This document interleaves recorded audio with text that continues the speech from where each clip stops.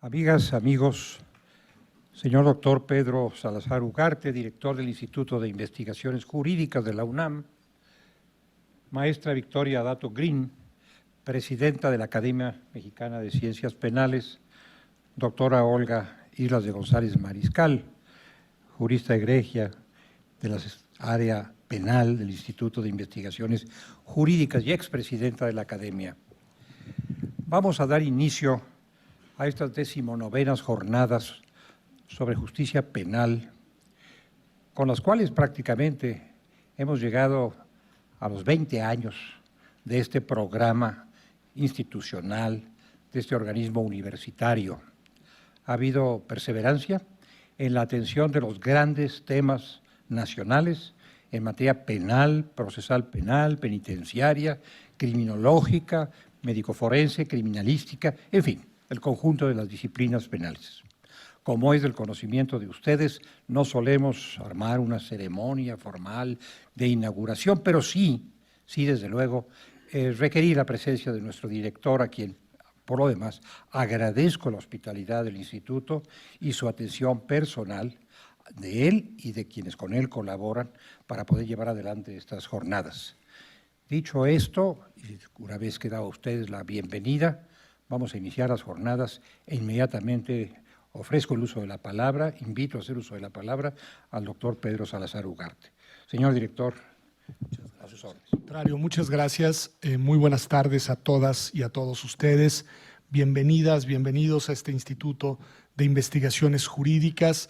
Me da mucho gusto inaugurar de nueva cuenta este ejercicio de reflexión, de pensamiento, de difusión del conocimiento que ya en 19 ocasiones ha tenido lugar en este Instituto de Investigaciones Jurídicas, y hacerlo de nueva cuenta con la compañía que nos distingue enormemente de la doctora Dato. Muchas gracias, doña Victoria, por estar el día de hoy con nosotros, y por supuesto de la doctora Islas de González Mariscal, doña Olga, a quien le tenemos además un enorme reconocimiento, agradecimiento, y es, como bien decía el doctor Sergio García Ramírez, una pieza fundamental, no solo en el área de derecho penal, sino en la identidad de nuestra institución. Muchas gracias, en verdad, doña Olga, y por supuesto a don Sergio García Ramírez, quien con ella ha tenido la iniciativa de seguir llevando adelante desde hace ya 19 ediciones, 18, esta será la 19ª ediciones, estas importantes jornadas de justicia penal,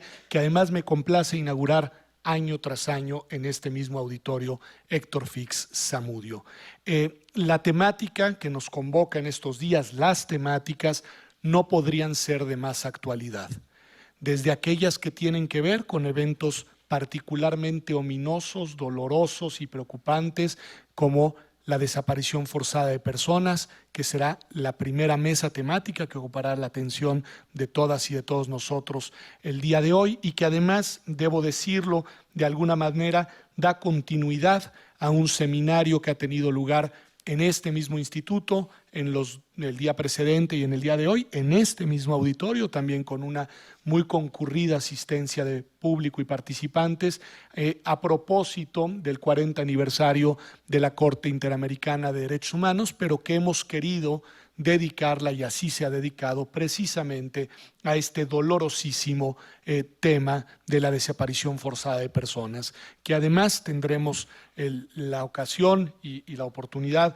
de escuchar en ella, entre otras personas expertas. Olga ya estuvo aquí en la mañana y está de vuelta, obviamente el fiscal del estado de Veracruz en esta temática en particular, y nuestra colega, la doctora Karina Anzolavere, quien además coordina el Observatorio sobre Desapariciones e Impunidad en México, que es una iniciativa de la Flaxo México, la Universidad de Minnesota, la Universidad de Oxford y ahora también este Instituto de Investigaciones Jurídicas, y que no adelanto lo que ahí les dirán, pero que nos ha ayudado a mirar la verdadera dimensión de un problema que es un drama social a lo largo y ancho de nuestro país.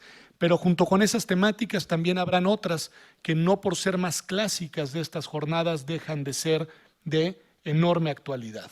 Las nuevas tendencias en la política criminal, yo plantearía la necesidad de reformular, de repensar, de retrasar una política criminal nacional y las problemáticas que ello conlleva. Lo digo desde la posición ignara de un constitucionalista que no es penalista, pero que por razones de la vida en los últimos meses he estado cerca de los debates en torno a la necesidad de dotar de una fortaleza institucional, de una capacidad humana, técnica y económica a las instituciones encargadas de la procuración civil de justicia, y que por lo mismo hoy sé el enorme déficit que tenemos en esas instituciones tan urgentes y tan necesarias para enfrentar el fenómeno criminal a través de las instituciones civiles y no tener que seguir recurriendo, como desafortunadamente todo indica que lo seguiremos haciendo, a las instancias militares para para garantizar la seguridad pública y enfrentar a la delincuencia en el país. Tendremos temas también muy relevantes que tienen que ver con la vulnerabilidad de personas que a lo largo y ancho del país deben dar cuenta de lo que está sucediendo y deben contar con las garantías necesarias para poderlo hacer con seguridad y con protección. En ese sentido, habrá reflexiones sobre los delitos cometidos en contra de periodistas y defensores de derechos humanos, dos colectivos fundamentales en la garantía y en la protección de un Estado constitucional en contextos de violencia y de criminalidad lampante como la que vive nuestro país y que debe preocuparnos a todas y a todos. Un tema que ha sido recurrente y sobre el cual además la Academia ha trabajado de manera muy puntual y muy productiva, y que tiene que ver con la urgencia de un Código Penal nacional, de lo cual además tendrán ustedes la oportunidad y el lujo de escuchar a la doctora Olga Islas de González Mariscal exponer las razones por las cuales no solo ahora, no solo en esta coyuntura, sino desde hace tiempo se ha insistido en la importancia de impulsar esta iniciativa legislativa, de la cual además, porque tuve oportunidad de conocerlo, hay un proyecto ya elaborado, muy sustantivo, muy sólido, muy probado técnicamente y académicamente por los propios integrantes de la Academia. La urgencia también de enfrentar los delitos de corrupción, el tema más sentido, probablemente más determinante en los humores ciudadanos, junto con la desigualdad y la violencia hoy en México, vinculado además con los dos, con la desigualdad y con la violencia, y será también visto desde la perspectiva penal, desde la perspectiva delictiva, que como sabemos no es la única, porque entre otras este problema también en el ámbito del derecho tiene una vía administrativa por la cual debe también y debería enfrentarse. El tema del proceso penal acusatorio, de sus problemas, de sus vulnerabilidades, de las razones por las que no termina de dar resultados, también se encontrará presente. Por otro lado, nuestro compañero Roberto Ochoa, quien actualmente es su procurador de control regional, procedimientos penales y amparo, pero que es colega de este instituto, miembro de la Academia y un muy sólido investigador, hablará del tema del narcomenudeo. Y así sucesivamente, no los aburro, pero mirando también problemas de una enorme coyuntura, muy sentidos hoy en día, como el tema que tiene que ver con las personas migrantes y su vulnerabilidad frente a la comisión de delitos. Hoy, en este momento en México, es un tema del que no puede hacerse omisión en unas jornadas como estas, y de hecho no se hará. Habrá una mesa destinada a reflexionar sobre ese fenómeno, sobre los delitos cometidos en contra de las personas migrantes y sobre la vulnerabilidad de esos seres humanos que se ven forzados por distintas causas a abandonar sus lugares de origen y a buscar mejores oportunidades de vida en otras latitudes. Y finalmente, un tema que es para ustedes, que son seguramente penalistas, de una enorme relevancia y de un enorme interés. Nosotros los constitucionalistas lo miramos desde otra arista, pero siempre con enorme interés a lo que ustedes nos enseñan, el tema de la responsabilidad penal de las personas jurídicas, que me parece un tema igual muy relevante, muy importante. Nosotros lo miramos, igual que ustedes, aquí es absolutamente complementario, desde la perspectiva sobre todo de la vulnerabilidad de los derechos humanos frente a distintos actos que pueden cometer personas jurídicas, sobre todo cuando las mismas se encuentran en una situación de poder relacional, lo cual puede constituir, y creo yo que constituye también, una potencial violación de los derechos. Pero bueno, los temas que van a plantear son como siempre de enorme actualidad, son de urgencia en muchos sentidos y además no podemos no decirlo, y con esto concluyo, que tendrá lugar este evento académico a lo largo de estos días en una coyuntura particularmente importante para la agenda nacional. No les cuento a ustedes lo que todos sabemos, este es un momento de cambio importante y como todos los cambios es un momento de incertidumbres, es un momento de incertezas, pero también es un momento de oportunidades.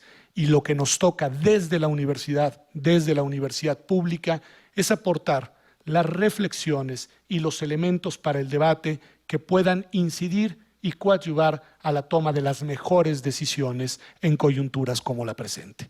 Así que les agradezco enormemente que estén en este Instituto de Investigaciones Jurídicas. Celebro el éxito de estas 19 jornadas, que son, como siempre, la verdad, uno de los eventos estelares de nuestro instituto, y además me da mucho gusto la presencia y participación de un importante grupo de colegas mujeres, de colegas hombres, y lo mismo un auditorio que tiene esa particularidad el día de hoy, como esta mesa, de hecho también lo hace con la estupenda presencia de dos magníficas expertas en estas materias que nos acompañan el día de hoy. Sin más, les pediría que, siguiendo una tradición, que como siempre digo, no sé quién la inventó,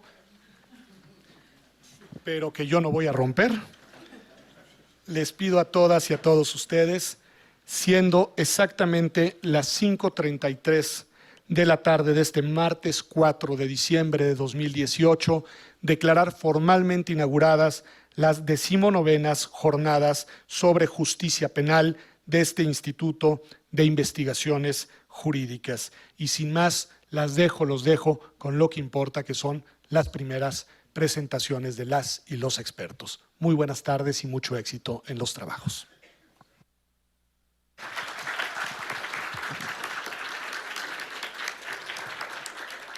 Muchas gracias, señor director. Suscribo plenamente, y estoy seguro de que mis colegas también lo harán, lo que usted acaba de manifestar. A estas alturas y en esta circunstancia, yo solo me atrevería a agregar una brevísima glosa, partiendo de las palabras que usted acaba de pronunciar.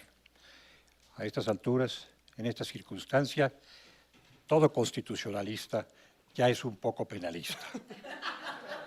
Y bien harían los penalistas en ser también un mucho constitucionalistas, con la preocupación y la devoción que para nosotros merecen los derechos humanos y la estructura del Estado democrático. Muchas gracias por su hospitalidad y por su presencia. Muchas gracias.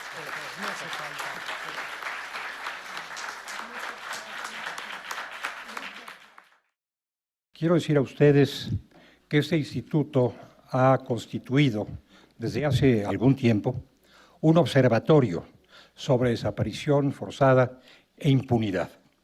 Este observatorio se encuentra a cargo de la doctora Karina Alzolaberre, mi distinguida y muy respetada colega y amiga. Le doy la palabra para que sea ella misma quien conduzca el conversatorio y presente a sus compañeros de mesa. Doña Karina, está usted en uso de la palabra. Gracias.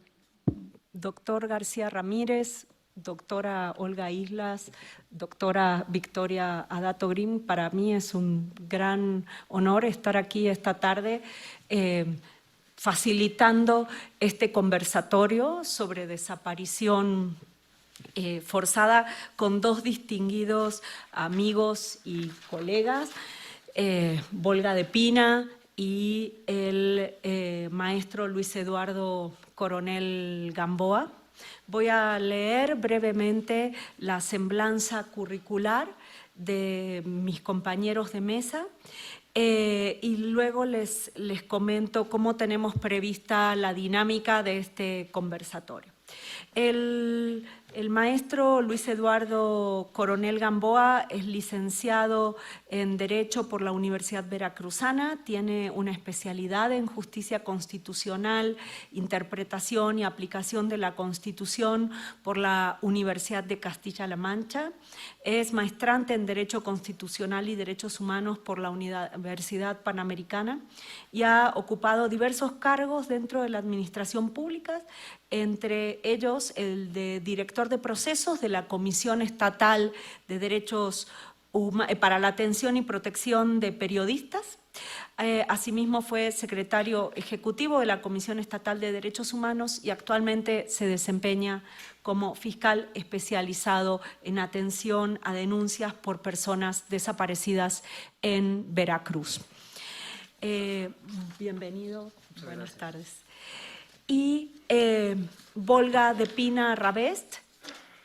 Volga es licenciada en Derecho por la Universidad de las Américas de Puebla, ha estudiado en escuelas tanto públicas como privadas y ha participado en proyectos enfocados en la defensa legal y otros orientados a lo cultural y político. Dirigió el Instituto de Estudios Judiciales del Poder Judicial del Estado de Puebla. Fue investigadora del Instituto Mexicano de Derechos Humanos y Democracia. Es integrante del Consejo Nacional Ciudadano del Sistema Nacional de Búsqueda de Personas Desaparecidas y actualmente se desempeña como coordinadora adjunta de la Maestría en Derechos Humanos y Democracia en Flaxo, México. Muchas gracias por estar aquí y por acompañarnos. Voy a hacer una muy breve introducción. ¿Por qué hablar de desaparición forzada? Yo agradezco que este tema se haya incluido en la agenda de estas jornadas que tienen una trayectoria tan amplia. ¿Por qué hablar de desaparición forzada? ¿O por qué hablar de desapariciones en este momento? Bueno, básicamente por lo siguiente. Sabemos que entre la desaparición forzada o la Comisión de Desaparición Forzada no es nueva en México, pero sí sabemos que en los últimos 10 años aproximadamente, o 12 años, desde 2006, desde el inicio de la denominada guerra contra el narcotráfico, lo que tenemos es un aumento exponencial de los casos sobre desaparición forzada. Según cifras oficiales, actualmente el Estado mexicano tiene un registro de aproximadamente 38,000 personas desaparecidas en un periodo de 12 años.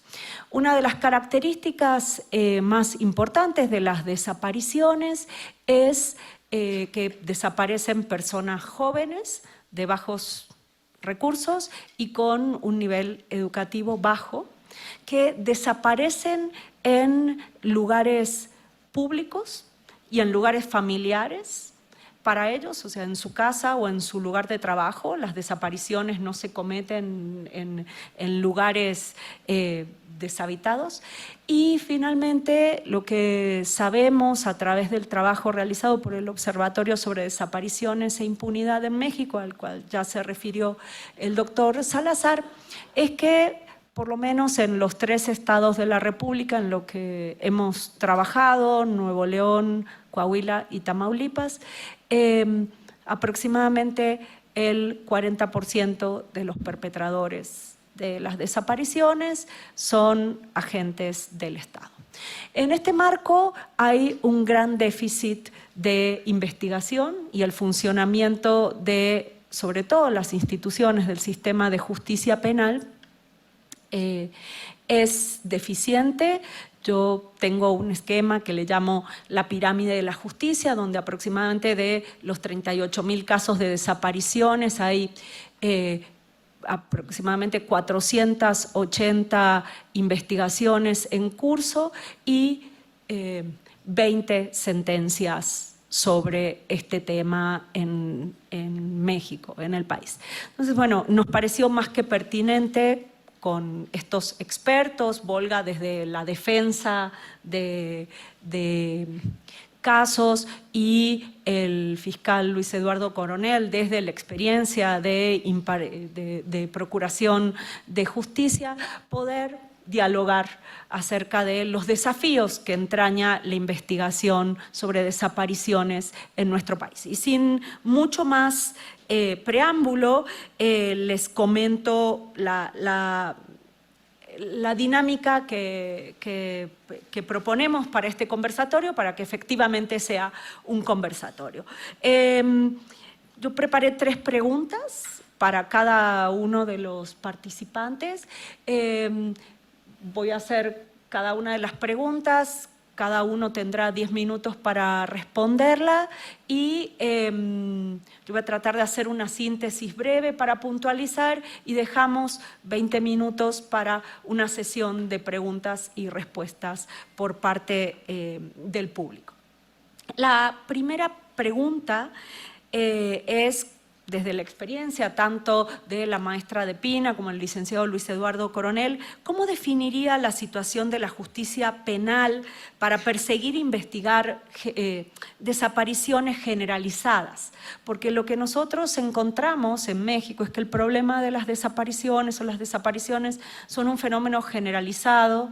Ya no proyecté lo que proyecté hoy en la mañana, pero vemos que en la mayor parte de los estados de la República, en la gran mayoría de los estados de la República, tenemos casos de desaparición. Entonces, dicho esto, quisiera darle la palabra a la maestra de Pina para que comience con su intervención. Muchas gracias, Karina. Bueno, pues agradecer mucho al doctor Sergio García Ramírez, a la Academia, al Instituto, a la doctora Olga, a la doctora Victoria por estar aquí. Me da mucha emoción estar aquí en este evento. La situación de la justicia penal frente a la desaparición es muy complicada. Como señala Karina, tenemos la pirámide, digamos, en casos de desaparición es complicada. Tenemos cerca de 38,000 casos, ¿no?, reportados oficialmente. Esos son registros oficiales, o sea, son casos denunciados, ya sea ante policía o ante agencia del Ministerio Público. De esos casos voy a hablar solo a nivel federal, porque a nivel local supongo que el fiscal dará sus cifras. A nivel federal, la Fiscalía Especializada antes de búsqueda, ahora en investigación del delito de desaparición forzada, tiene 1,300 carpetas o averiguaciones y tiene 30 agentes del Ministerio Público para investigar 1,300 carpetas o averiguaciones. Todos son casos muy complejos. La mayoría de estos casos además llegaron a PGR después del Movimiento por la Paz con Justicia y Dignidad de Javier Sicilia, que se establecieron las primeras mesas de víctimas con autoridades del Estado mexicano, y la PGR, en un acto, digamos, de tratar de calmar, atrae un gran número de casos de un gran número de estados. Principalmente hay casos de Coahuila, de Veracruz, de Sinaloa, de Morelos, de Michoacán, casos donde había familias de desaparecidos organizadas que tuvieron cierto peso para poder llevar un cúmulo de carpetas, y ahí están las carpetas. La Fiscalía, que antes era una unidad de búsqueda, que era una cosa muy rara, ¿no?, porque ellos decían, pues es que yo busco, no investigo, pero uno leía el protocolo y decía, bueno, esto es investigación criminal, ¿no? O sea, ¿cómo que buscas? O sea, los actos son actos de investigación criminal. Pero bueno, se llevaron a un protocolo de búsqueda, se le trató de quitar un poco el nombre, porque bueno, casi no hay casos judicializados, ¿no? Todos se quedan justo en la aplicación del protocolo, que se volvió en una cosa muy burocrática de juntar muchas actuaciones sobre peticiones a morgues, hospitales, cárceles, para ver si las personas desaparecidas estaban ahí. Esa es la situación. Las carpetas son muy pocas las que tienen algún avance, y la unidad, que ahora es Fiscalía, ha ido aprendiendo lento cómo hacerle. Tenían muchas carpetas de los mismos estados y no se les había ocurrido revisar si había señaladas personas probables responsables, iguales, placas de vehículos, lugares de ocurrencia similares. Es complicado, ¿no? Además, tenemos todo un tema que lo quiero abordar con más profundidad en el segundo punto que nos van a preguntar, pero digamos, hay un grave problema de marco jurídico. Pareciera que no, pero hay un grave problema, ¿no? Muchas de las carpetas están ahí por búsqueda, ahí dicen las abrí porque busco, pero realmente no tienen una hipótesis si son forzada o ahora cometida por particulares. Muchas otras las tenemos investigadas bajo el tipo penal de secuestro, muchas otras bajo el tipo penal de trata de personas, y otras donde hay ese tipo penal como formas de privación ilegal de la libertad innominadas, ¿no? Eso ha sido bien complicado porque las familias que tienen la suerte de tener una asesoría jurídica victimal, ¿no? Pues digo, las asesoras y los asesores lo que hemos ido es medio reconstruir los casos y tratar de ponerlas realmente donde más nos conviene, no realmente donde debieran ir, muchas veces, ¿no? A veces conviene llevarlas a CEIDO por secuestro, porque hay delincuencia organizada, a veces conviene dejarlas en la Fiscalía de Desaparecidos, ¿no? Las estrategias han sido sumamente complicadas. Es muy frustrante porque pues no avanzamos en los casos, ¿no? Todas las abogadas y abogados que trabajamos este tema, digo, vemos avances legales, vemos avances en protocolos, vemos avances en cosas, pero los casos no avanzan porque no encontramos a prácticamente nadie, ¿no? Las personas que han sido localizadas, digamos, por medio de investigación criminal son muy pocas. Se localizan por otras razones y principalmente muchas de las localizaciones hechas a nivel federal estos últimos años es gracias a la labor de las mamás de los desaparecidos que decidieron ir a rascar las fosas clandestinas con sus propias manos, con información que ellas mismas consiguieron, ¿no? Todas las cosas que no han podido hacer los agentes del Ministerio Público por falta de voluntad, pero también por falta de recursos, porque nuestra Procuraduría está hecha una desgracia. No se le invierte un peso hace mucho, sacar viáticos les toma 2 meses, nos están matando agentes del Ministerio Público Federal en Tamaulipas, nos están secuestrando agentes del Ministerio Público Federal en otros lugares, como un modo de decirle a los agentes del Ministerio Público, deja de investigar, ¿no? No le muevas. Hay todo un aparato impidiendo que estos hechos se investiguen. Las mamás, con toda la información que ellas han aprendido a recopilar con los protocolos y con lo que le van diciendo sus ministerios públicos, que la telefonía, ve los que se repiten, la geolocalización, ellas han hecho sus investigaciones paralelas y han dado con las fosas. Han dado con las fosas clandestinas, se han recuperado muchísimos cuerpos, muchísimos. No sé si vieron, bueno, sabrán el caso de los 444 cadáveres encontrados apilados en tráileres de la Fiscalía General del Estado de Jalisco. Eso no es privativo de Jalisco, Veracruz tiene bastantes cuerpos en ese estado. Guerrero tiene el mismo problema, Michoacán tiene el mismo problema y no se da presupuesto para poder tener lugares de tratamiento y almacenamiento de cadáveres adecuados y además no tenemos peritos, ¿no? Pero bueno, esas son las localizaciones que se han hecho. Las otras, digamos, vía investigación criminal, muchos de los casos se nos han convertido en casos de larga data, les llamamos. La mayoría de las madres organizadas en un movimiento al que yo asesoro, que es el Movimiento por Nuestros Desaparecidos en México, son casos de larga data, son de 6, 7, 12 años más o menos de antigüedad, en los cuales ya hay muchísima pérdida de prueba, ¿no? Hay muchísima pérdida de datos, hay muchísima pérdida de esperanza. Ahora se ha abierto una nueva oportunidad por las dificultades que sabemos, porque aquí debe haber muchos penalistas y muchas penalistas que también la investigación criminal no son enchiladas. Las mamás a veces acuden a médiums y el médium le dice que le vaya a buscar al Cerezo de Tamaulipas. ¿Cómo le decimos a un agente del Ministerio Público que nos autorice una diligencia en base a lo que le dijo un médium? Hay dificultades muy duras con los estándares de investigación criminal que tenemos, porque por un lado no podemos decir, ay, pues que sean investigaciones flojitas, porque cuando nos toca hacer defensa penal decimos queremos investigaciones bien hechas.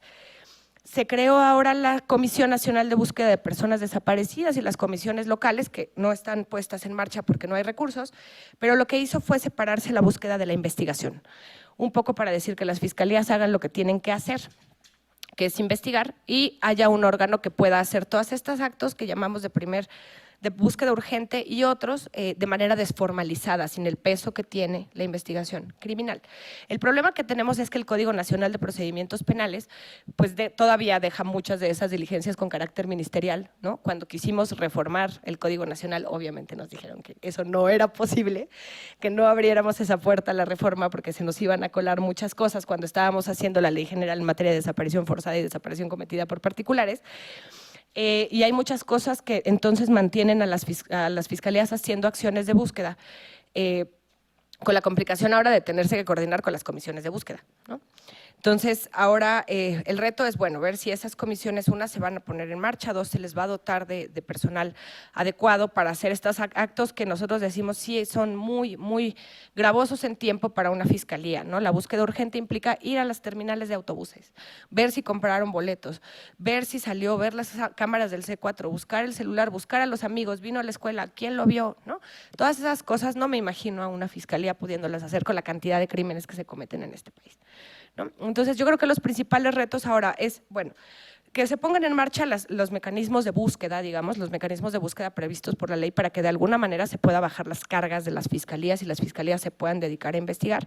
Hay que empezar a usar nuevas metodologías en la investigación, ¿no? Que ese es otro reto que se ha tenido, porque el cúmulo de casos nos hace pasar de la lógica del caso individual a la lógica un poco masiva de investigación de casos. Ahora se están implementando en las fiscalías las unidades de análisis de contexto, se llaman, que no solo se están implementando para desaparición, sino también para tortura y otros crímenes, digamos, que se cometen por aparatos organizados de poder o de manera sistemática por autoridades. Estas unidades lo que tendrían que permitir, digamos, es que del cúmulo de información de un estado, de una región, de un tiempo, de un lugar donde se están cometiendo muchas desapariciones, podamos tener mayor calidad en los datos de las investigaciones. Porque de verdad muchas veces sí tenemos los datos, como en los casos que salen en la televisión, vimos a los militares, se lo llevaron, pero en muchos casos salió de casa y no volvió. No sabemos por dónde empezar, no sabemos, ¿no? Entonces los retos son bastante grandes porque el marco jurídico todavía está acostumbrado, uno, al caso individual, y la ley de desaparición crea todavía otra serie de instituciones que va a costar que se adapten bastante a nuestro sistema. Gracias, Volga. Le doy la palabra al licenciado Coronel. Muchas gracias. Voy a partir de algo que menciona Volga dentro del diagnóstico que hizo, de que se ha dado cuenta que muchas fiscalías especializadas están más bien diseñadas para no funcionar, para no investigar. Cuando nosotros llegamos a la fiscalía especializada, va a ser hace 2 años. Creo que ahí está el micrófono. ¿Ya? La Fiscalía Especializada de Personas Desaparecidas del Estado de Veracruz consistía básicamente en 4 agentes del Ministerio Público, un grupo de 10 o 12 policías, 4 oficiales secretarios, y esa era la Fiscalía Especializada. Cuando llegamos, ni siquiera el número de casos era real. El gobierno del Estado de Veracruz reportaba al Sistema Nacional de Seguridad Pública 476 personas desaparecidas. Cuando hacemos una primera revisión en enero del año 2017, nos encontramos que en las propias bases de datos de la Fiscalía había registro de 2.400 personas desaparecidas. Cuando se da esta situación, el fiscal general me instruye a hacer una revisión más exhaustiva, expediente por expediente, y nos encontramos que la cifra, por lo menos de personas que habían sido denunciadas como desaparecidas, era de 3.600. 3.600 personas con 4 agentes del Ministerio Público y con 10 policías ministeriales. Obviamente era una situación prácticamente diseñada para no dar ningún tipo de resultado. A partir de 2017 se fueron incorporando algunos agentes del Ministerio Público más policías ministeriales. Actualmente tengo 16 fiscales, alrededor de 60 policías ministeriales. Sigue siendo un número muy menor para la carga de trabajo, nada más de cuando llegamos, que eran 3.600. Entonces tuvimos que tomar la decisión de utilizar una estrategia de priorización de casos. Nosotros, con parámetros que son conocidos, que parten de algunos tribunales internacionales, que parten, por ejemplo, también de la experiencia colombiana, hay algunos criterios o parámetros objetivos que se pueden tomar para priorizar, ante la escasez de recursos disponibles para la investigación, cuáles son los casos en los que te vas a concentrar para buscar condenas, para buscar judicializaciones. En este sentido, hay 4 parámetros básicos que se manejan, que es la factibilidad de una condena, la viabilidad dependiendo de los recursos disponibles, la relevancia o impacto social potencial que tenga el caso en cuestión y la riqueza didáctica. Yo, como me dan la oportunidad de hablar de mí desde nuestra experiencia, les quiero contar sobre un caso en específico que nosotros decidimos llevar a juicio para intentar llegar a quienes encabezaron esta estructura organizada de poder que llevó a cabo de manera sistemática desapariciones forzadas en el estado de Veracruz, de conformidad con la teoría del caso de la Fiscalía. En el mes de febrero de este año, nosotros solicitamos órdenes de aprehensión en contra de 31 ex servidores públicos de la Secretaría de Seguridad Pública, empezando por el exsecretario de Seguridad Pública, Arturo N., y llegando en la cadena de mando hasta los autores materiales, quienes en el lugar de los hechos desplegaban estas acciones en contra de personas con un perfil determinado, que, como comentaba la doctora, mayormente jóvenes, y que según las instrucciones que les daban tenían algún tipo de indicio, según el criterio del policía en cuestión, de estar participando en alguna actividad delictiva. No sé si me pueden poner, bueno, aquí nosotros a través del proceso de investigación, no sé si me pueden poner la siguiente, nosotros descubrimos de la existencia de dos agrupamientos dentro de la Secretaría de Seguridad Pública que estaban fuera de la estructura normal. Es decir, no era la policía de proximidad, no era la policía que uno se encuentra en la calle, sino que habían dos agrupamientos, el primero de ellos llamado Fuerza de Reacción y el segundo de ellos la Fuerza Especial de la Secretaría de Seguridad Pública, quienes en conjunto llevaban a cabo la implementación de lo que nosotros llamamos la política consistente en detectar, detener, torturar y posteriormente desaparecer personas que supuestamente tenían algún tipo de vínculo delictivo. El primero de los grupos, la Fuerza de Reacción, era el encargado de detectar, detener y hacer un primer interrogatorio, y posteriormente pasaba a los detenidos. El segundo grupo de ellos, la Fuerza Especial, que era un grupo que dependía directamente del secretario de Seguridad Pública, quienes eran, por llamarlo de alguna forma, el grupo donde se rompe ya la cadena de información que tenemos. Hasta ellos llegaban los detenidos y, bueno, a partir del momento de la detención no tenemos noticias sobre la suerte, destino o paradero de las víctimas. ¿Me pueden poner la número 13, por favor? No, la siguiente, por favor.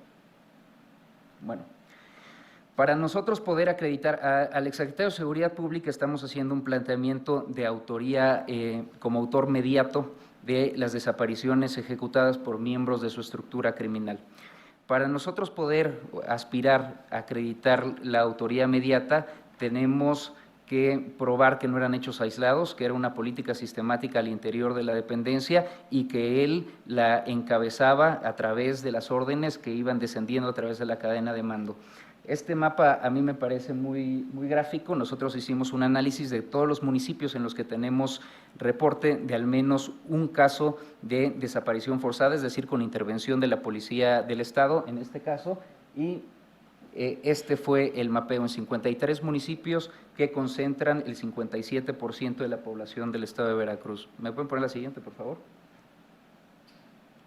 Nosotros, entonces, incorporamos a la carpeta de investigación testimonios de algunos expolicías que fueron parte de esta estructura criminal, quienes narraron las instrucciones, la forma en que operaron estos grupos. Tenemos también algunos testimonios de sobrevivientes, personas que fueron detenidas, fueron torturadas, fueron trasladadas hasta la base de los fieles, que era la Academia de Policía ubicada en la capital del Estado, a las afueras de la capital del Estado. Tenemos, además, ¿me pueden poner la siguiente, por favor? Un dato de prueba muy interesante. Hicimos un análisis de telefonía de los registros de comunicaciones de víctimas de desaparición forzada, personas que fueron detenidas por la Secretaría de Seguridad Pública y posteriormente no se volvió a tener conocimiento de ellas. Podían desaparecer en partes distintas del estado, zona norte, zona centro, zona sur, pero los teléfonos celulares terminan como última antena en la Academia de Policía del Lencero. Pero estos son pruebas indiciarias, por llamarlo de alguna forma. Lo que nos llevó a decidir judicializar este caso para intentar acreditar la autoría mediata de todos los miembros de esta estructura fue, ¿me pueden poner la siguiente, por favor? Nos encontramos tarjetas informativas en papelería oficial, firmada por los elementos que realizaban las detenciones, dirigidas a miembros de la cadena de mando, en la que les muestro aquí va incluso dirigida al subsecretario de Seguridad Pública, donde les reportaban la detención de las personas que ahora se encuentran como desaparecidas, una pequeña narrativa de las circunstancias de tiempo, modo, lugar de la detención, narran a quién le hicieron entrega de estas personas y a partir de este momento no se volvió a tener conocimiento de ellas. Esto, digo, Volga ha acompañado muchísimos casos de desaparición en toda la República. Esto es un dato de prueba inaudito. No suele haber registro documental de las detenciones que se van, que no van a ser puestas a disposición de la autoridad competente, sino que van a seguir este canal clandestino que a veces utiliza el Estado cuando va a cometer las desapariciones forzadas. En este caso, las tarjetas informativas donde se reportaba a la cadena de mando de la propia Secretaría las detenciones, la posterior entrega de estas personas, nos ayudaron a delimitar primero que era una política evidentemente institucionalizada, no solamente permitida, sino ordenada por los altos mandos de la dependencia. Además, establecer un perfil y un análisis de los motivos. De lo que ellos narran en las tarjetas informativas se evidencia cuál era el perfil de personas y cómo ellos justificaban dentro de esta política evidentemente ilegal la detención y la práctica de estas desapariciones forzadas. Es un caso con 15 víctimas que desaparecieron todas entre los meses de marzo y octubre del año 2013. Todos estos eventos ocurren en la capital del estado, en Jalapa, y municipios conurbados. Nosotros hemos concentrado gran parte de los recursos disponibles para la Fiscalía que encabezo en poder documentar, en poder seguir el proceso de este caso. No, con el diagnóstico que yo les presenté muy brevemente del número de carpetas de investigación, el número de ministerios públicos, el número de policías, en mi opinión y en opinión de la Fiscalía, lo mejor que podemos hacer para intentar llegar a los máximos responsables es definir casos ejemplares para llevarlos a tribunales. Y eso es lo que hemos por lo menos intentado hacer en estos 2 años. Este es uno de los casos. Hay pocos casos judicializados en el país sobre desaparición forzada. Nosotros en estos 2 años hemos obtenido órdenes de aprehensión contra 94 servidores públicos, hemos detenido a 68 personas, 68 de ellos, y los 68 personas que han sido detenidas se encuentran vinculadas a procesos, se está desahogando el proceso penal correspondiente. Yo creo que por cuanto a la primera pregunta sería todo. Perfecto, Gracias. muchas gracias. Voy a hacer un breve resumen respecto de las respuestas.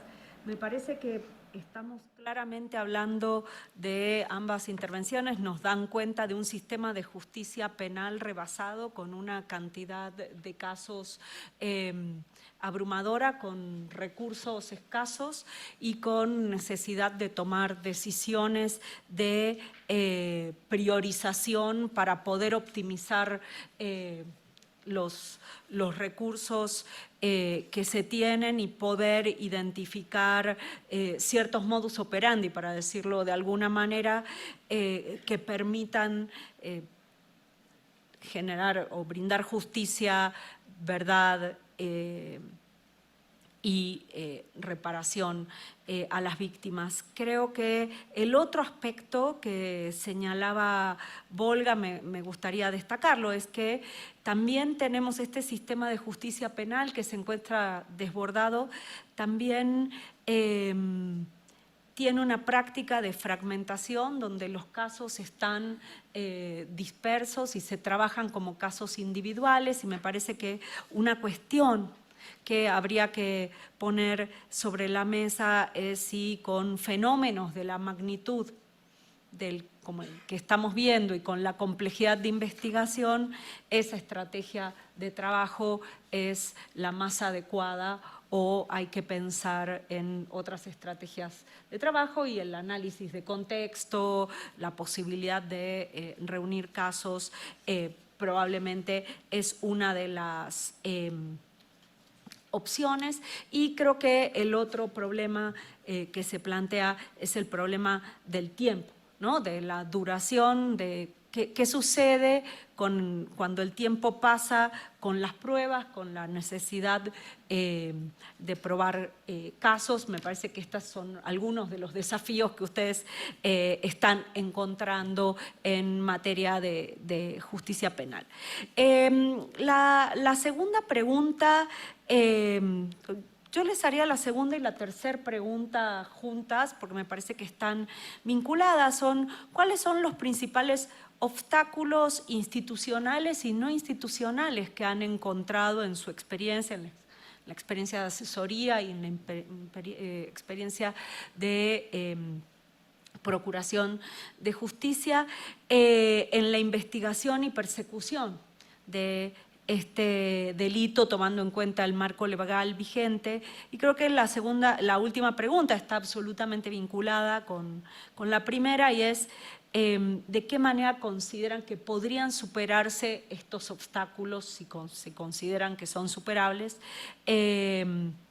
Y que indiquen, porque hay algo que ha estado en la discusión en el último tiempo, es si las instituciones de justicia penal nacional son las adecuadas para llevar adelante una empresa de esta magnitud, o se requieren mecanismos internacionales que coadyuven en la investigación. Entonces, si por favor pudieran reflexionar de alguna manera a partir sobre estas opciones. Muchas gracias. ¿Me avisas del tiempo? Sí, te aviso.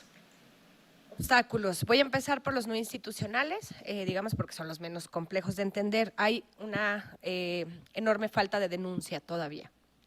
Hay muchas familias, nos ha tocado conocer muchas familias que no tienen una denuncia y no la van a tener hasta en tanto no confíen.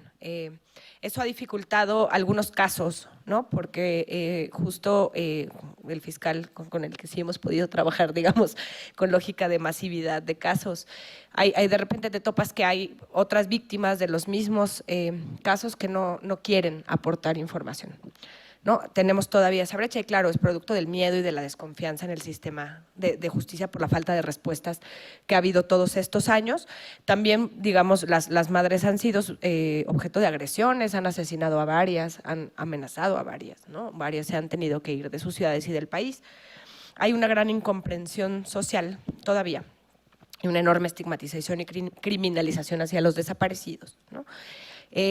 Todavía en muchos lugares son muy pocos las fiscalías y las instancias e incluso las personas que han dejado de creer que en algo andaban, ¿no? Si se los llevan es por algo, en algo andaban.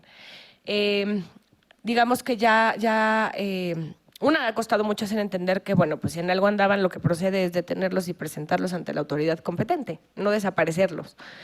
Y dos, que ya se ha diversificado tanto que no es posible afirmar eso. Hay un informe del Observatorio de Flaxo que está en la página jurídica de la página de Flaxo que desarticula un poco varios mitos que hay, ¿no? Sobre lugares, edades y varias cosas que ayudan a desestructurar las cosas que han dicho las autoridades, porque muchos han dicho que los han detenido, desaparecido mientras cometían delitos. Hay una falta de apoyo, digamos, social. El tema no ha tomado tanta relevancia como en otros países porque nuestros desaparecidos no son como los desaparecidos de otros países, ¿no? Y con otros fenómenos. Nosotros estamos en una democracia, no estamos en un conflicto armado y la característica es que es gente pobre, ¿no? Pero no activistas, no opositores, es gente pobre. En muchos lugares se ha comenzado a hablar de operativos de limpieza social por parte de policías, ¿no? Entonces, hay muy falta de apoyo, no nos dicen, no, la gente no se ha tocado por el tema de la desaparición. Dos, ha costado mucho hacer entender el papel de la asesoría jurídica victimal y a nosotros mismos. Yo era defensa penal, ¿no? Yo defendía a personas acusadas. Cuando me tuve que pasar a la asesoría jurídica era de, uy, ¿cómo le hago, no? Es muy difícil porque los agentes del Ministerio Público no acaban de entender que no somos sus asistentes. La asesoría jurídica victimal no juega como su asistente. A veces vas a jugar en el equipo del Ministerio Público, hemos colaborado, y vas a a presentar acusación coadyuvante y vas a ir con la teoría del caso de la Fiscalía y a veces no. Ha costado un poco entender eso y cuando la asesoría jurídica victimal tiene que contradecir alguna cosa hecha por el agente del Ministerio Público, viene el regaño hacia la asesoría, ¿no? Entonces, falta también un poco entender el papel de la asesoría jurídica en este tipo de casos. Como los, digamos, no institucionales, los obstáculos institucionales son un montón. Y hablaba hace rato del marco jurídico, ¿no? Con Luis discutíamos mucho la complejidad del tipo penal que quedó en la ley general. Él prefiere el que estaba en su código de Veracruz anterior, ¿no? La complejidad porque no todos los fiscales tienen el mayor grado de preparación. No sé si han podido revisar el protocolo de investigación del delito de desaparición forzada, el último que sacó PGR en cumplimiento a la ley general en la materia, y tiene toda una parte de análisis dogmático que es realmente difícil de comprender. Tiene un nivel muy alto como para muchísimos agentes del Ministerio Público y policías de investigación, ¿no? En vez de hacer protocolos e incluso tipos penales un poco menos complejos y protocolos tendientes a que logremos tener planes de investigación y que luego las unidades de litigación, que es donde están los agentes del Ministerio Público más preparados, vean cómo le hacen, pero que el Ministerio Público tenga un plan de investigación e integre conforme a un plan de investigación, no vamos a poder avanzar. Dos, los obstáculos normativos, ¿no? Yo les decía el concurso de delitos, que digo, los asesores jurídicos victimales a veces lo usamos estratégicamente, pero a veces las fiscalías lo usan en contra de los casos, ¿no? Tenemos un grave problema con el secuestro agravado cometido por servidor público, ¿no? O sea, nos genera cada rato, cuando nos quieren esconder un caso, nos los mandan por secuestro, nos los reclasifican por secuestro. Y ahí hay un problema, porque cuando es desaparición forzada, a muchos no nos gusta que se investigue como secuestro, ¿no? Nos gusta que se investigue y se registre en la estadística como desaparición forzada, porque además constituye una grave violación a derechos humanos y porque nos parece que el secuestro es otra dinámica delictiva, ¿no? Y que estamos un poco distorsionando los fenómenos criminales. Pero también tenemos problemas con otros tipos, el tipo penal de desaparición cometido por particulares, que fue muy discutido, ¿no? Porque para algunas personas y algunos movimientos todas son desapariciones forzadas, pues las personas que acompañamos y que litigamos decíamos, híjole, no, porque gran parte de las cosas que no hemos podido demostrar en un montón de casos es que haya participación de agentes del Estado, porque en muchas no sabemos, salieron y no volvieron, o dos, hay encapuchados vestidos de negro, ¿no? Y eso nos ha dificultado mucho, porque entonces nos atorábamos en demostrar si hubo presencia o no de algún agente estatal. Esto hace que se pulvericen los casos. El gran problema también de la competencia por delincuencia organizada, ¿no? Ha sido muy complejo porque a veces ahí las he ido, sí nos da entrada, a veces no, y un grave problema con las autoridades judiciales, ¿no? Niegan y niegan y niegan y niegan órdenes de aprehensión, porque no logramos ni la Fiscalía ni la asesoría jurídica victimal demostrar el grado o la jerarquía en la organización criminal que ocupan las personas que estamos señalando como autores mediatos o partícipes, ¿no? Es bastante complicado, ¿no? Entonces, es como si existiera un registro público de la delincuencia organizada, pues con mucho gusto demuestro, ¿no?, el lugar que ocupa las personas en la estructura criminal, pero ¿cómo se supone que lo sepa? Cuando son personas de muy alto nivel, que tienen de estos que sabemos que tienen apodos, ¿no? Eso es fácil, pero cuando son encapuchados, ni siquiera sabemos de qué grupo van. Solo en muy pocos estados son tan cínicos que tienen las camionetas rotuladas, pero eso no pasa en todos los estados. Entonces tenemos un montón de dificultades de gestión probatoria, ¿no? De gestión. Ahora nuestro mayor aliado desgraciadamente es telefonía y geolocalización, y Luis no me dejará mentir, pero pues eso a veces nos sirve, a veces no, ¿no? Cuando son jóvenes que sí tenían un altísimo uso de celular, la telefonía nos sirve, cuando no. La otra cosa es la priorización, tiene ciertos retos y digamos que con la Fiscalía de Veracruz sabemos que tiene lógica, porque yo conozco varios de los casos, pero hay muchas fiscalías que le llaman priorización a investigar lo que se puede o lo que se quiere, y eso no es priorizar, tiene que estar sujeto a algunos de los criterios que dijo Luis, y también al haber probatorio que tienes, ¿no? Ninguna fiscalía debería de tratar de llevar un caso a judicialización si sabe que lo va a perder, porque eso nos desanima mucho a todos. Eso es bastante complicado y dos, que tiene serios retos frente a lo que espera las expectativas sociales y de las víctimas sobre los casos. Ha costado mucho entender que no todos los casos tienen las posibilidades de llegar a ese momento procesal por diferentes motivos, y las expectativas sociales muchas veces están puestas sobre personajes específicos, que si tú no vas sobre ellos, entonces tu caso no sirve, tu caso es aburrido, tu caso es malo, ¿no? O me estás engañando, estás jugando con los casos. Un poco ahí lo dejaría.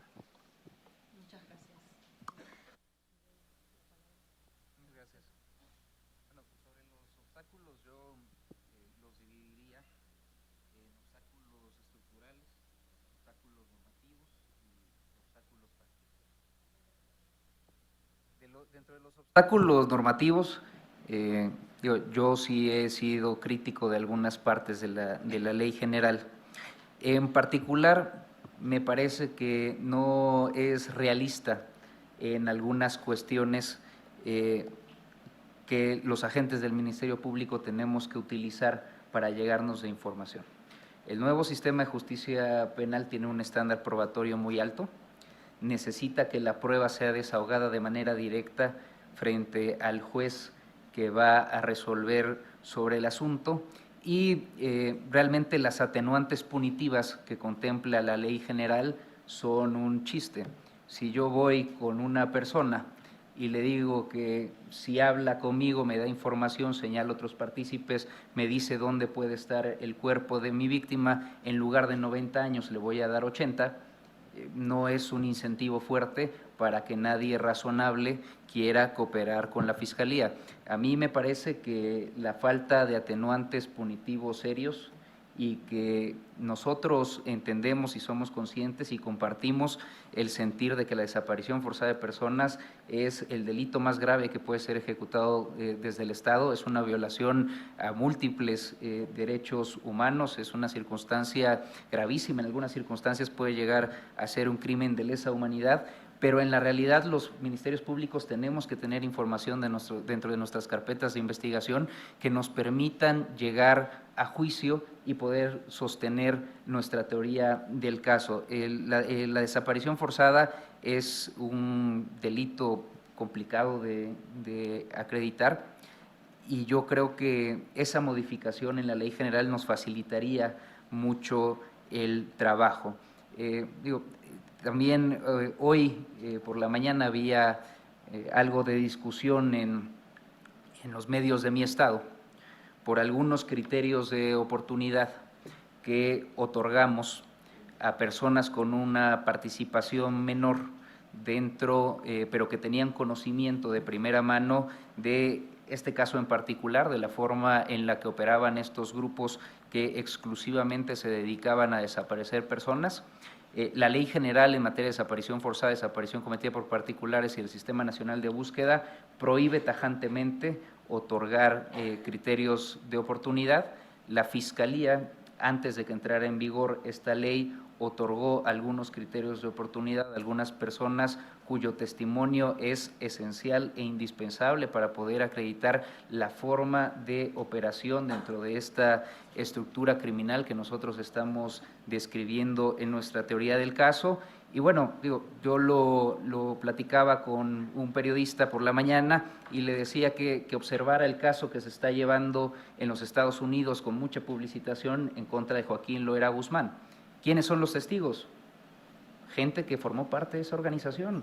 Los únicos que pueden describir la forma de operación, la forma en la que se organiza, quién da las órdenes, quién se encarga de cada parte en una distribución funcional del trabajo en una organización criminal, son los que participan.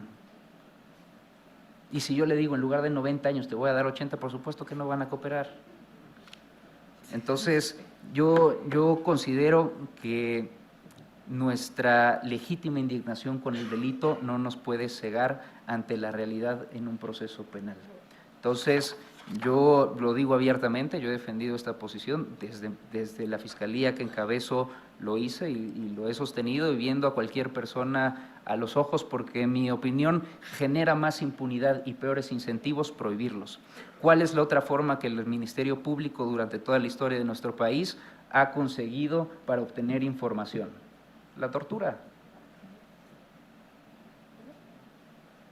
Nosotros tenemos que tener herramientas para que una persona razonable esté dispuesta a colaborar con la Fiscalía para que nosotros podamos acreditar una teoría del caso cuando queramos aspirar o cuando tengamos elementos para ir contra los máximos responsables, particularmente, como lo decía Volga, en el contexto de aparatos organizados de poder, ya sea desde el servicio público o desde la iniciativa privada, por decirlo de alguna forma. Entonces, estas partes de la ley general, yo digo abiertamente, me manifiesto en contra. Nos faltan mecanismos también de protección efectiva a los testigos y además, en mi opinión, las hipótesis de procedencia para el anticipo probatorio son muy acotadas y en casos de riesgo objetivo para la vida o la integridad de testigos en determinados delitos, tendría que ser posible en el contexto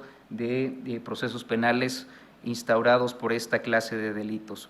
Por otra parte, por cuanto a los obstáculos estructurales, bueno, eso ya hablé un poco de ellos en mi primera intervención. No hay suficientes ministerios públicos, no hay suficientes policías ministeriales, pero yo lo veo con mis compañeros que llevan delitos diversos. Ese es un problema en general de la Procuración de Justicia en México. Es imposible que un agente del Ministerio Público lleve 400 carpetas de investigación y pretendamos exigirle que dé resultados en todos, ¿no? Es una cuestión humanamente imposible, no es una cuestión de voluntad. Y por otra parte, por cuanto a los obstáculos fácticos, y hablando desde mi experiencia, obviamente cuando uno investiga y judicializa casos de desaparición forzada, pues hay intereses muy poderosos en medio.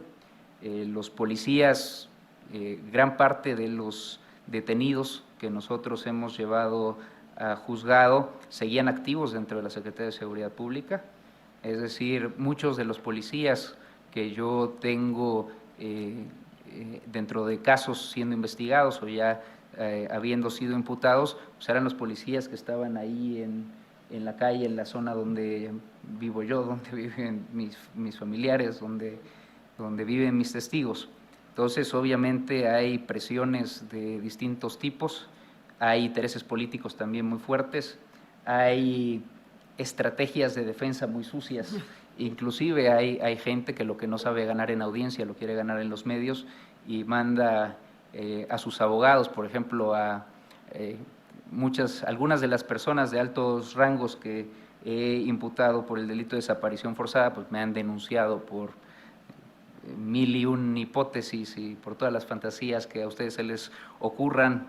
Por ejemplo, yo hoy que venía para acá, le mandaron una carta a los organizadores de que yo soy el peor fiscal del mundo y que ellos están injustamente en la cárcel, ¿no? Entonces, es un tema muy complicado, es un tema que fácilmente se politiza, fácilmente se mediatiza, simplemente es cuestión de no perder claridad y precisamente tener la tranquilidad de que si llevaste algo al juzgado es porque sabes que tienes la posibilidad y tienes dentro de la carpeta de investigación los datos de prueba para acreditar tanto la existencia del hecho que la ley califica como delito como la probable responsabilidad de los imputados. Lo demás son fuegos artificiales que cuando pasan, la verdad es lo que queda, ¿no? Sería todo. Muchas gracias. Les pido en 2 minutos cada uno cómo superar estos obstáculos, la pregunta sobre cómo superar los obstáculos para luego poder hacer un cierre y poder abrir las preguntas, abrir las preguntas a la respuesta a las preguntas de la audiencia. Fortalecer sistema de procuración de justicia, ¿no? Es súper importante cambiar política criminal y métodos de investigación y establecer políticas de priorización y selección de casos. El delito de desaparición forzada tiene que ser distribuido muy estratégicamente entre el fuero federal y el fuero común para tener resultados. 2, sí vamos a necesitar alguna especie de mecanismos extraordinarios que nos ayuden, ¿no? No solo la comisión de búsqueda es uno de ellos para descargar, digamos, todo el trámite que les atora muchísimo el trabajo a las fiscalías. 2, para el tema forense, ya no nos damos abasto, no tenemos unos servicios forenses que puedan procesar esta cantidad de cuerpos sin identificar, un mecanismo extraordinario forense. Y bueno, se están hablando de otro tipo de mecanismos como los que han existido en otros países donde haya cooperación internacional para la, digamos, investigación y procesamiento de los casos que en algún momento creo que podrían ser benéficos para este tipo de casos. Pero bueno, nada va a servir mientras no se ponga fin a la desaparición. O sea, si no hay mecanismos de búsqueda urgente donde localicemos a los desaparecidos dentro de las primeras 24 o 48 horas, vamos a seguir con esa cifra hasta que llegue a los 100,000 y no haya sistema alguno capaz de procesarlo. Gracias. Pues desde mi experiencia práctica, yo lo que ya he hecho referencia a las modificaciones conducentes a la Ley General, para que podamos nosotros como ministerios públicos tener el trabajo con menos obstáculos para obtener información de un delito que de por sí es difícil de probar. El tema de la protección a testigos, el anticipo probatorio, las atenuantes punitivas, los criterios de oportunidad, yo creo que son aspectos que de ser reformados podrían potenciar nuestras capacidades como ministerios públicos para procurar justicia. Además, tomando en cuenta los recursos escasos, yo coincido totalmente con Volga y es como he intentado, por lo menos, trabajar, tener estrategias claras de priorización de casos, que los ministerios públicos que forman parte de las fiscalías los entiendan, también explicárselo a tus superiores con claridad, pero lo que es aún más difícil y más importante es ser capaz y ser efectivo en explicárselo a las familias. A lo que se refería Volga sobre la expectativa social, digo, estos son algunos casos en los que nosotros hemos tenido éxito, pero hay muchísimos expedientes en los que nosotros no hemos sido capaces de generar datos de prueba tendientes a esclarecer los hechos. Mientras haya un solo desaparecido es una tragedia. Los familiares de las víctimas viven esta tragedia humana y es evidente y humanamente comprensible por todos nosotros. Por eso, intentar explicarles una estrategia de priorización es muy complicado, ¿no? Ellos te dicen, bueno, pero en mi caso y mi familiar, y ese es un reto muy difícil, lo digo con toda sinceridad, y desde mi experiencia creo que ha sido la parte más compleja de mi trabajo, poder transmitir efectivamente por qué, en nuestra opinión, al menos en la mía, es más eficiente trabajar de esta forma para llegar a hacer justicia. La justicia no va a ser completa. Creo que no hay sistema penal en el mundo que tenga un índice de 0 en impunidad. Aquí simplemente es ser sincero con los datos de prueba que uno tiene para intentar obtener condenas de este delito. Entonces, además de los cambios normativos, obviamente los estructurales, que yo creo que hay avances muy importantes con la Ley General, también poder establecer con los usuarios directos, que son nuestras víctimas de personas desaparecidas, que estén, que compartan esta perspectiva. Lograr eso yo creo que es el reto más importante. Muchas gracias. Bueno, ya tenemos muchísimas preguntas. Aquí el licenciado Coronel tiene muchas preguntas. Yo quisiera destacar respecto de estas últimas dos preguntas dos cosas. La primera es la multiplicidad de obstáculos, desde obstáculos procesales y de incentivos constitucionales, y también creo otros dos tipos de obstáculos, ¿no? Los obstáculos que pone el poder cuando es interpelado y puede ser investigado, que es obvio, y el obstáculo del dolor, las familias también, ¿no? Entonces, aquí tenemos múltiples, la tarea es lograr un balance múltiple entre diferentes estructuras de incentivos y obstáculos, y respecto de cómo superarlos, creo que, bueno, hay desde perspectivas que digamos, Luis Eduardo, que enfatiza la priorización y la investigación a partir de dimensionar las posibilidades existentes a través de la priorización, y un poco la posición de Volga, donde además de esto considera que se requieren mecanismos extraordinarios para poder dar un impulso, al menos un impulso inicial ante una situación de la magnitud como la que vive el país. Dicho esto, le doy la palabra a Volga primero y al licenciado Coronel después para responder sus preguntas.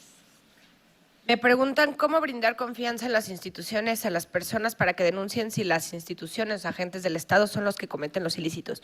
Este es un tema que discutimos mucho, ¿no? De por qué no hay denuncia, porque la gente no quiere ir a denunciar, porque los policías que se llevaron a los muchachos están donde vas a ir a denunciar.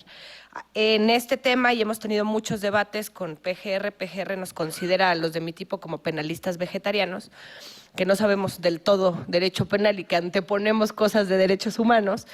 Nos decían un poco, les hemos dicho que para este tipo de casos tenemos que superar un poco el federalismo penal, ¿no? Las causales actuales de atracción de PGR no nos son suficientes frente a este tipo de fenómenos, pero además no solo porque queramos que todo lo lleve, a PGR le conviene conocer muchos de estos casos en su totalidad, porque eso le puede ayudar a definir muchísimo la política criminal que tiene delincuencia organizada.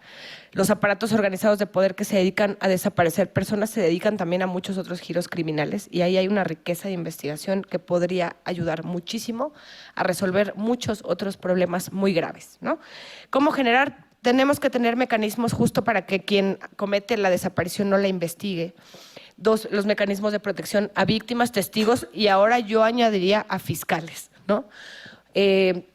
No hay mecanismos suficientes y sí el riesgo es alto. A veces se usan otros canales, denunciar ante comisiones de derechos humanos, mientras se logra trabajar de a poquito en una atracción hacia la federación para que la fiscalía que está involucrada o que suele proteger a quienes cometen las desapariciones no investigue el caso, ¿no? Digamos, hay métodos, pero no hay total seguridad de que no pase algo. La otra es si existen tratados internacionales en los que el Estado mexicano sea parte, no esté suscrito, que pudieran ayudar con recursos. Pues hemos suscrito una gran cantidad de tratados, lo único que nos falta es reconocer la competencia del Comité de Desaparición Forzada, que urge reconocerla, porque eso nos va a ayudar también a desaturar un poco el sistema interamericano de la cantidad de peticiones que hay de México por desapariciones, ¿no? El comité tiene otros métodos de actuación que nos han servido mucho, aunque no tiene reconocida la competencia. Nosotros inundamos de peticiones individuales, ya tenemos más peticiones, no digo desapariciones, más peticiones que Irak y Colombia, México. Faltaría reconocer eso. Ahora estamos, le propusimos al nuevo gobierno pensar en mecanismos extraordinarios de hacerse de cooperación internacional específica para la identificación de restos, porque aquí no tenemos especialistas ni dinero, esto es costosísimo, ¿no? Tenemos, sobre todo en el norte, una gran cantidad de restos calcinados, no son restos completos, son restos altamente calcinados, en otros lados restos pasados por ácido. No tenemos la tecnología, ¿no? Entonces le sugerimos pensar en otro tipo de mecanismos de cooperación, así como nos han ayudado para la reforma penal países que nos dieron cámaras y nos equiparon audiencias, bueno, pues que ahora nos ayuden con peritos. En otros países ha pasado que los países de Europa, Estados Unidos sobre todo, mandan a sus peritos con sueldos de ellos, pagados como si estuvieran en su país, y vienen a colaborar a otros países en la identificación. Eso es lo que hemos sugerido, pero digamos en tratados, no es que nos falten tratados, lo que ha faltado un poco es voluntad y visión. Ay Dios, le doy dos a Luis y luego…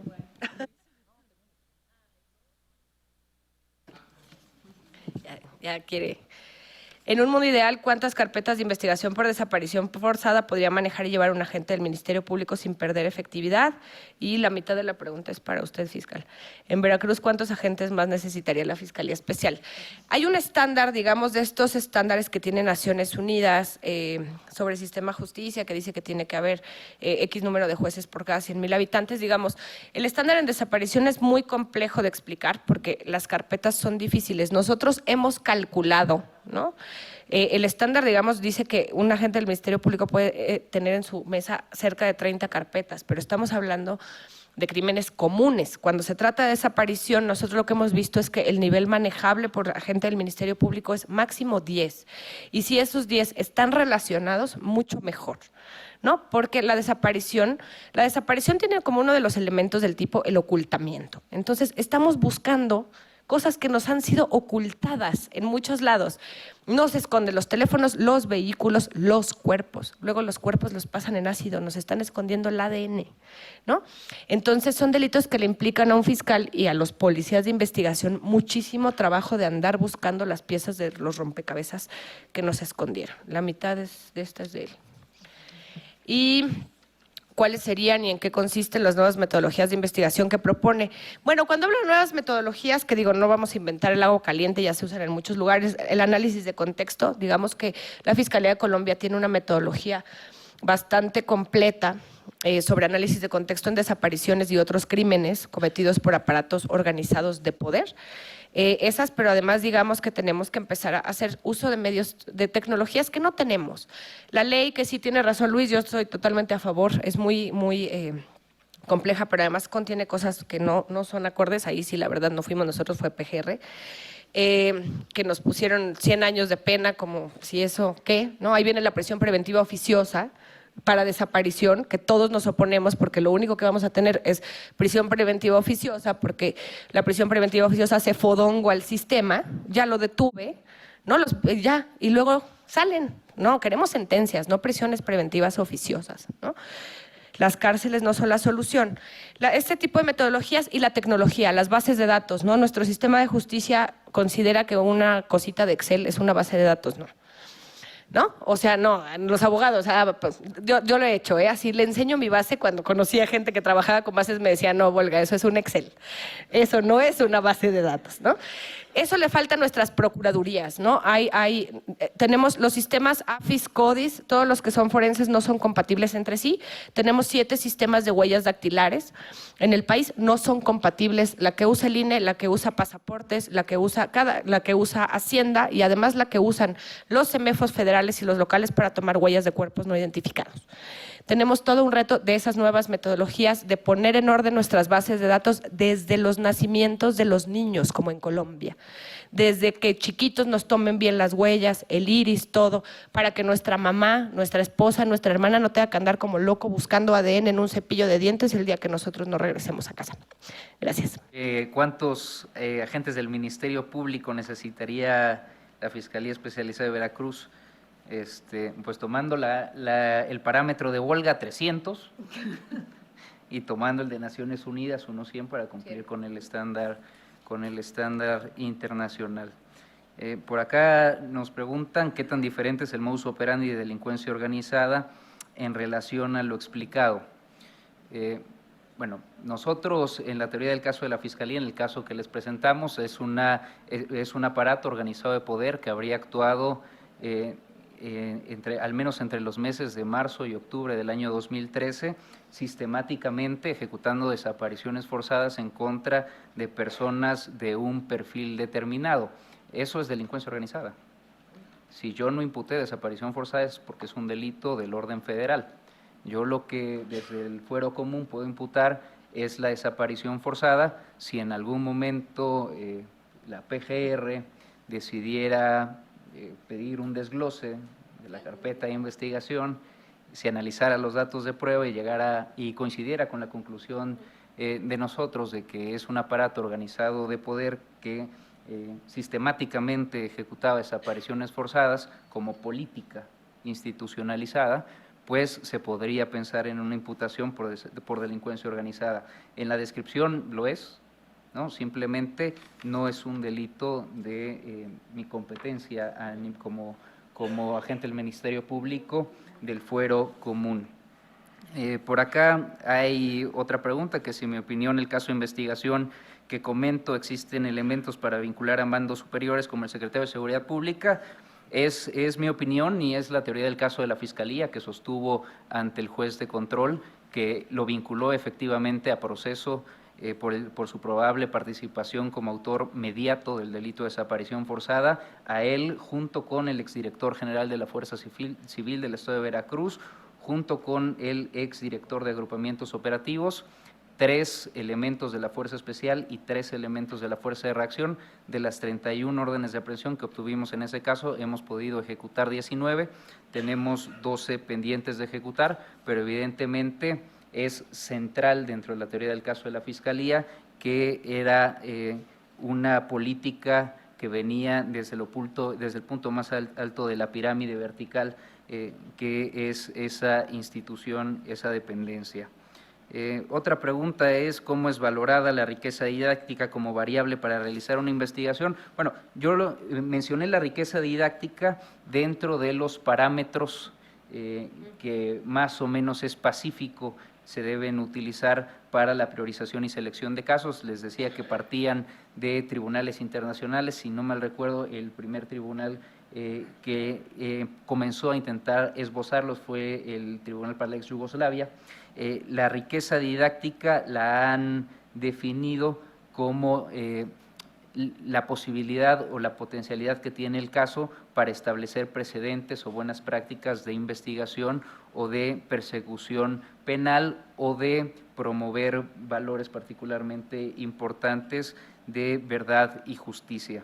Y por último, tengo acá una pregunta, casi la última, que si se requiere legislar para proteger a fiscales, defensores de derechos humanos o a asesores jurídicos victimales. Bueno, yo considero que deben haber mecanismos de protección para cualquier parte procesal, sea cual sea, que presente un riesgo objetivo. El Código Nacional de Procedimientos Penales, específicamente, si no me equivoco, el 367, establece las hipótesis para la protección de testigos y víctimas, tanto directas como indirectas. Yo creo que se debería ampliar para cualquier parte procesal dentro de los juicios, dentro de los procesos penales. Y por último, si la mayoría de desaparecidos son personas de escasos recursos económicos y sobre todo jóvenes, ¿cuál sería el motivo? Si sería tráfico de órganos en la región, su opinión al respecto. Yo me puedo pronunciar sobre los casos en los que hemos podido determinar tanto la existencia del hecho que la ley califica como delito como la probable responsabilidad del autor, porque ahí tenemos datos de prueba para poder definir responsablemente cuál fue el móvil. En general, si bien es cierto, tenemos un perfil determinado del desaparecido, los móviles son muy variables.